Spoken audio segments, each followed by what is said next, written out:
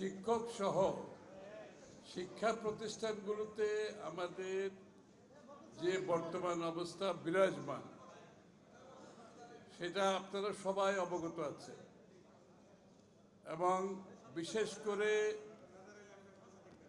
পলায়নপর fascist স্বৈরাচার সরকারের লোকজন এখনো শিক্ষা প্রতিষ্ঠানগুলোতে দাবড়িয়ে বেড়াচ্ছে। তাদের নিয়ন্ত্রণ এখনো আছে এবং তাদের নিয়ন্ত্রণের সুযোগ নিয়ে আরও কিছু শক্তি এখানে সুযোগ নিচ্ছে। তাদের সাথে মিলে, স্বৈরাচারের সাথে মিলে, তাদের দোসরদের সাথে মিলে আরও কিছু কিছু শক্তি এখানে সুযোগ নিচ্ছে।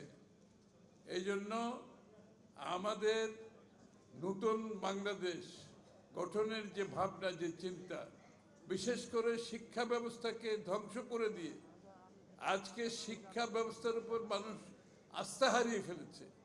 সেটা বিশ্ববিদ্যালয় থেকে শুরু করে একেবারে প্রাইমারি স্কুল পর্যন্ত মানুষ আস্থা হারিয়ে ফেলেছে। এই আস্থা ফিরিয়ে আনতে হলে শিক্ষা ব্যবস্থায় যে দুর্নীতি হয়েছে, শিক্ষক নিয়োগে যে দুর্নীতি হয়েছে, শিক্ষা ব্যবস্থায় যে শিক্ষা থেকে দূরে সরে গিয়ে রাজনীতিকরণ করা হয়েছে, এখান থেকে দেশটাকে মুক্ত করতে হবে।